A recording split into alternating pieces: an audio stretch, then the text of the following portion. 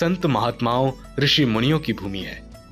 हर कालखंड में इस भूमि पर अनेक पुण्यात्माओं ने जन्म लिया और सनातन संस्कृति का प्रचार प्रसार किया। ऐसे ही एक संत थे शंकर देव जी महाराज, जिन्होंने अपनी यात्राओं के माध्यम से न सिर्फ भारतीय जनमानस को जगाने का कार्य किया, अपितु धर्म, भाषा, संस्कृति के माध्यम से देश के जनमानस को जोड़ने में महत्वपूर्ण भूमिका निभाई। शंकर देव जी का जीवन भक्ति और साहित्य को समर्पित रहा।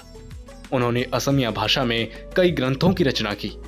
उनके द्वारा रचित काव्य, ग्रंथों और नाटकों में उन्होंने अद्वितीय भक्ति, संगीत और नृत्य का समृद्ध अंश सम्मिलित करने का प्रयास किया। संत शंकर देव जी का जन्म वर्ष 1949 ईस्वी में राष्ट्रीय राजधानी दिल्ली से लगभग 2058 किलोमीटर दूर असम के नौगांव जिले के अलीपुखुरी गांव में विजयदशमी के दिन हुआ था।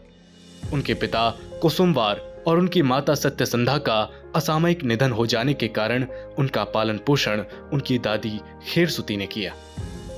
कुछ समय के बाद दादी खेरसुती ने उन्हें सनातन परंपरा के गुरु महेंद्र कंदली के गुरुकुल में शिक्षा ग्रहण करने के लिए भेज दिया। प्रतिभाशाली बालक शंकर ने बहुत ही कम समय में मात्राओं का ज्ञान प्राप्त किए बिना ही एक गंभीर्यपूर्ण छंदबद्ध कविता की रचना करके सबको चकित कर दिया। करतल कमल कमल दल नयन, भव दव दहन गहन बन शयन, खरतर बरशत हत दश बदन, खगचर नगधर फणधर शयन, न पर पर शतरत गमय, सभय मभय मम हर्षत तय, जगदग मपहर भव भय तरन, परपद लय कर कमलज नयन। अर्थात जिनके हाथ कमल जैसे हों और नैन कमल की पंखुड़ियों जैसे, जो मनुष्यों को हर विपत्ति से बचाकर उनके हृदय में विराजते हों, भ्रमण काल में जिनके जमीन पर पांव ही न पड़े हों, जिनके स्मरण मात्र से ही अभय और माया युक्त जागतिक शक्ति प्राप्त होती हो, जिनके तीरों से चिरंजीव रावण का वध हुआ हो, गरुण पक्षी पर जो भ्रमण करते हों और अनंत नामक सर्प के फन पर जो शयन करते हों, जगत के पाप हरकर जो भवसागर पार कराते हों, उन कमल नयन श्री कृष्ण के चरणों में शत है प्रणाम। बाल शंकर द्वारा रचित इस कविता को पढ़कर गुरु महेंद्र कंदली अभिभूत होने के साथ आनंदित हो उठे थे। उनकी इसी प्रतिभा के चलते गुरु महेंद्र कंदली जी ने बालक शंकर को बाकी विद्यार्थियों का प्रमुख बना दिया और तभी से उनके नाम के साथ देव शब्द जुड़ गया और बालक शंकर शंकर देव हो गए। कुछ ही समय में शंकर देव जी ने वेद, उपनिषद आदि शास्त्रों और पुराणों का अध्ययन कर इन विषयों पर पांडित्य प्राप्त कर लिया।